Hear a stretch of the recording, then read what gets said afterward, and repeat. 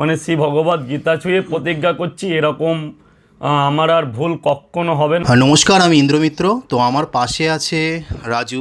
Raju pocket পরোটা সবাই চেনো। তো আজকে এত গুরুত্বপূর্ণ হয়ে আমি তার বাড়িতে এসেছি। আপনাদের সাথে অনেক গুরুত্বপূর্ণ কথা বলার আছে এবং তার কাছ থেকেও শুনবো। কারণ যেভাবে আক্রোশ বাড়ছে, যেভাবে হিংসার দিকে ব্যাপারটা যাচ্ছে, যেভাবে ওর পারিবারিক প্রেশার আসছে, তো সেখানে আমার মনে হলো যে না, আমি আসি, সেখানে এসে সবাইকে একটা বার্তা দিই। তো ইতিমধ্যে আপনারা সকলেই জানেন যে পশ্চিমবঙ্গের এমন কেউ বাকি নেই যে কি হয়েছে। এক হয়েছে যে ধর্মস্থানে জায়গায় বসে মাংসাহার করা, ধর্মকে আঘাত করা, এবং আরেক হয়েছে খেলা হবে এ হবে কোনো পলিটিক্যাল অ্যাঙ্গেলে চলে গেছে, বা আরেকটা হচ্ছে জয় শ্রীরাম না বলা। তো এই তিনটে পয়েন্ট নিয়ে অনেক জলঘোলা হয়েছে এবং তারপর অনেক এর ওপরেও অনেক প্রেশার আসছে। তো আমরা যে কারণে এসছি যে দেখুন, মানুষ ভুল করে, এবং ভুলের একটা ক্ষমা হয়। তো আমরা এসেছি যে ইনার স্ত্রী, রাজুর স্ত্রী একজন অন্তঃসত্ত্বা মহিলা, আর কয়েক মাসের মধ্যে হয়তো ও বাবা হতে চলেছে, এবং স্ত্রীরও সেরকম শারীরিক মানসিক অবস্থা ভালো নয়, এবং সারা পরিবার খুবই দুশ্চিন্তার মধ্যে রয়েছে। তার পিতা মাতা থেকে শুরু করে ও নিজে, তার স্ত্রী এবং গর্ভে যে সন্তান আছে সেও অত্যন্ত দুশ্চিন্তার মধ্যে রয়েছে।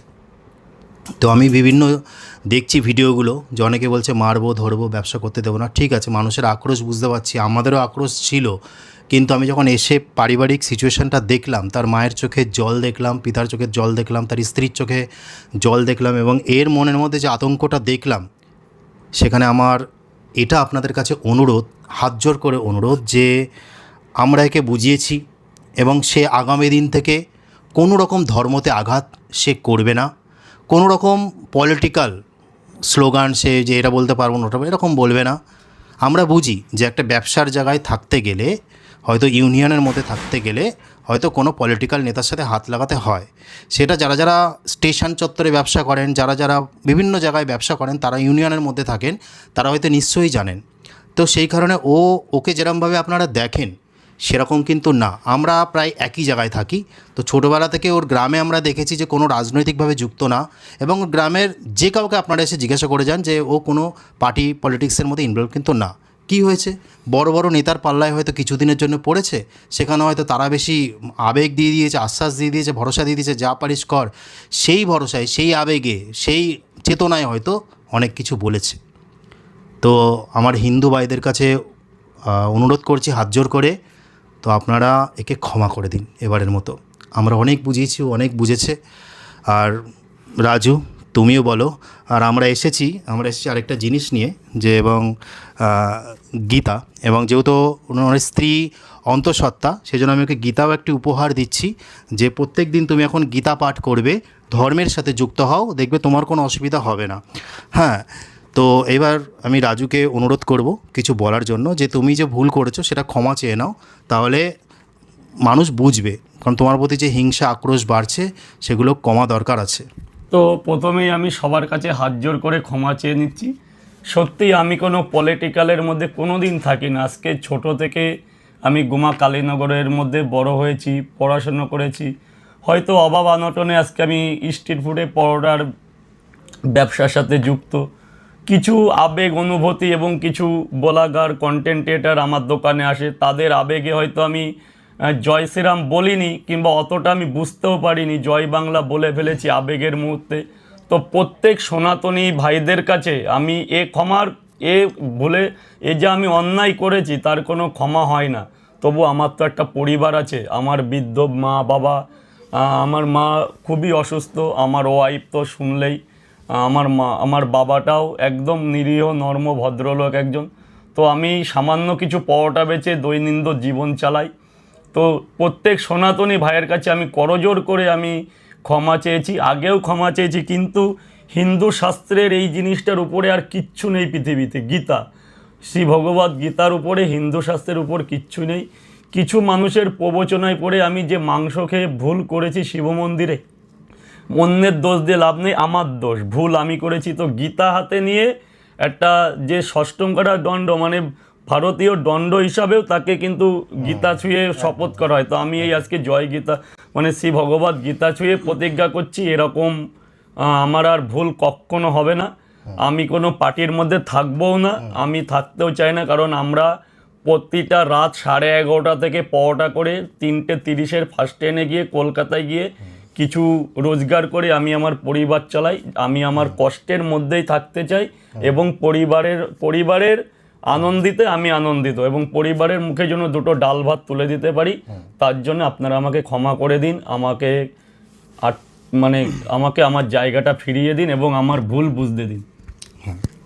তো যখন গীতা ছুঁয়ে প্রতিজ্ঞা করেছে, দেখুন ভগবান শ্রীকৃষ্ণ এবং আদ্যাশক্তি মহামায়া এবং আমাদের ঈশ্বর, তারা তো আমাদের পিতার সমান, এবং পিতার যারা সন্তান আছি আমরা, কেমন আমরা পুত্র আমরা কন্যা সবাই, তো সন্তান কিন্তু বারবার দোষ করে এবং ক্ষমাও করে দেয়, পিতামাতা রাগ করে না।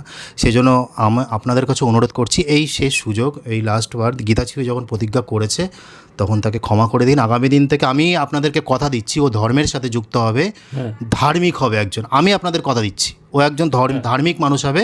ধার্মিক মনে এই না যে কাউকে হিংসা করতে হবে, কেউ কিছু করতে হবে, ও ধর্মটাকে আমরা জানাবো যে না, এই গীতার অধ্যায়গুলো ভগবান শ্রীকৃষ্ণ কী বলতেছে সব কিছু জানিয়ে ওকে একটা, যে ভুলগুলো করেছে আবেগীবশত সেগুলো হয়তো পরেও বুঝতে পারবে যে না আমার ভুল ছিল, এখনও তো বুঝেছে, এই জন্য আপনাদের কাছে ক্ষমা চেয়ে নিল, তো একবারের মতো আপনারা ক্ষমা করে দিন। তো আমার সাথে আছে আরও উজ্জ্বলদা, আমাদেরই গ্রামের, তো উজ্জ্বলদাও কিছু বলবে। হরে কৃষ্ণ, আমি উজ্জ্বল বিশ্বাস। তো এই রাজু পকেট পরোটা অ্যাকচুয়ালি এর বিষয়টা অত্যাধিক মর্মান্তিক হয়ে গেছে। চারিদিকে সোশ্যাল মিডিয়ায় যেভাবে ছড়াছড়ি হচ্ছে, সবাই ছেলেটার বাড়িতে, যদিও ছোটোবেলার থেকেই দেখেছি, অ্যাকচুয়ালি বিষয়ে একটু আপনাদের খুলে বলি। অ্যাকচুয়ালি একে ছোটোবেলা থেকেই এ একটু সরল সিধা, যেমন আপনাদের পাড়ায় কিছু কিছু ছেলে থাকবে দেখবেন যারা সরল সিধা হয়, খুবই সরল সিধা, যেখানে যে ডাকে চলে যাবে, যেখানে যা খাবে, যেখানে আনন্দ করবে ছুটে ফুটে, তাদের কোনো নিজস্ব কোনো জ্ঞান বুদ্ধি নেই, এরকম যেটা সরল হলে যেটা হয়। তা ছোটোবেলা থেকে একে দেখেছি এরকমই, যে যেখানে কোনো জায়গায় কেউ ডেকেছে, খেয়েছে, এরকম একটা এর অভ্যাস, যেটা আমাদের বিভিন্ন, আপনাদের পাড়াও এরকম ধরনের ছেলে থাকবে যেটা সরল। এখনও আপনারা দেখতে পান যে এইভাবে হয়তো পড়াশুনো খুব বেশি করতে পারিনি গরিবের কারণে, তো এইভাবে সে ছোটোবেলা থেকেই এইভাবে পড়াটা বিক্রি করে করে এইভাবে জীবিকা নির্বাহ করে। তা এবং হঠাৎ একটা টাইম এই সোশ্যাল মিডিয়ায় এসে রাজু পড়াটা সবাই ঠাট্টা করতে করতে ভাইরাল হয়ে যায় বিষয়টা এটা, কিন্তু ছেলেটা আদৌ কিন্তু অত্যাধিক সরল, অনেক সরল, এতটাই, এ নিজেও দেখবেন কথাটা খুব বুদ্ধিযুক্তভাবে যে গুছিয়ে বলবে সেরকম কিন্তু বলতে পারে না। তখন এটা আপনাদের বুঝতে হবে যে এটা আদৌ, এটা মন থেকে করিনি, বুঝে কেউ যদি বুদ্ধিমান হয়, জ্ঞান বুদ্ধির দ্বারা কোনো এরকম যদি ভুল করে থাকে, তখন বুঝতে হবে যেটা ভুল করেছে এটা শুধু ষড়যন্ত্র করেছে, জেনে শুনে। এ একদমই সরল, আমরা অনেক কাছে থেকে জানি, যেহেতু আমরা এক জায়গায় সব বসবাস করি, তা এর জন্যে এর যে ভুলটা, যাই হোক অবশ্যই ভুল করেছে, যেহেতু আমরা ধর্ম নিয়ে থাকি, ধর্ম প্রচার করি, আর ভগবান শিবের প্রতি এরকম আমরাও প্রথমে রুষ্ট হয়ে গেছিলাম, তা পরে সব কিছু বিচার বিবেচনা করে দেখলাম যে অত্যাধিক এত সরল এরকম করে ফেলেছে ভুল, তা একটাবার কিন্তু মাপ করা উচিত। কেননা ভগবান স্বয়ং শিব, তার সন্তান আমরা সবাই, সেও ভুল বারবার স্বীকার করছে, এবং তার একটা স্ত্রী যে এই মুহূর্তে এইভাবে গর্ভবতী রয়েছে এবং কিছুদিন পরে বাবা হতে চলেছে, তার দিক তাকিয়ে, সবার দিক তাকিয়ে, যেহেতু আমাদের একটাই, আমাদের এই যে জিতটা হয়েছে, আমাদের হিন্দু হিন্দু ভাই ভাই একটাই কিন্তু আমাদের ভাবনায় আর কি, তা সেইভাবে হিন্দু ভেবে একটাবার একে আমাদের ক্ষমা করা উচিত। যেহেতু কি বলবো, ভগবান শিবের কাছেও আমি প্রার্থনা করি যে ভগবান আপনি ক্ষমা করে দেন একটাবার, তিনি তো ক্ষমা করবেই অবশ্যই, যেহেতু তিনি পিতা। আর ছেলেটা হয়তো এটা চক্রান্তর হিসাবে, এমন না যে জেনে শুনে সম্পূর্ণ ভুল করেছে, কিছুভাবে তাকে ফাঁসানো হয়েছে। এজন্য আপনাদের কাছেও একটা অনুরোধ রইল যে একটিবারের মতো আপনারা ক্ষমা করে দিন। সেকেন্ড বার যদি এ ভুল করে তাহলে আপনাদের আসতে হবে না, এর সাজা আমরাই দেব। আমরা কথা দিয়ে গেলাম, আমি আর ইন্দ্র, এর সাজা আমরা নিজেই দেব। তাই এই রাজু, তোমাকেও বলছি যে তুমি সবার কাছে ক্ষমা প্রার্থনা করো। সবার কাছে আজকে ভগবত গীতা ছুঁয়ে বলছি, এরকম ভুল তো হবেই না। এবং দাদা একটা কথা বললো, সত্যি আমাদের বাড়ি থেকে 1 মিনিট পরেই বিশাল নামযজ্ঞ কীর্তন হয়। আমি ধর্মশাস্ত্র নিয়েও অনেক মানুষ নিজেও বুঝবো, না পারলে দাদাদের কাছে জেনে অপরকে বোঝানোর চেষ্টা করব নিজের কর্মজীবনের মধ্যে থেকে। এবারের মতন সবাই আমাকে এই গীতা ছুঁয়ে শপথ করছি, এবারের মতো ক্ষমা করে দিন। এবং আমার পরিবারের, আমার ওয়াইফ সত্যি গর্ভবতী, অনেক টাকার ওষুধপত্র, তার শারীরিক অবস্থা ভালো না, বেড রেস্টের মধ্যে থাকতে হচ্ছে। এর মধ্যে কিছু সামগ্রী আমি ধার দেনা করেও কিনে ফেলেছি, এবং আমি আমার কর্মের জায়গাটাও ফিরিয়ে দিন, যাতে তাদের মুখে একটু হাসি ফুটুক, তারা যেন চিন্তিত না করে আজকে আমার ওয়াইফের এবং আমার মা বাবার কিছু হয়ে যায়। কারণ আর 2-4 দিনের মধ্যে এরকম মানসিক টেনশন আসলে আমার পরিবারের উপর একটা বড় ক্ষতি হয়ে যাবে।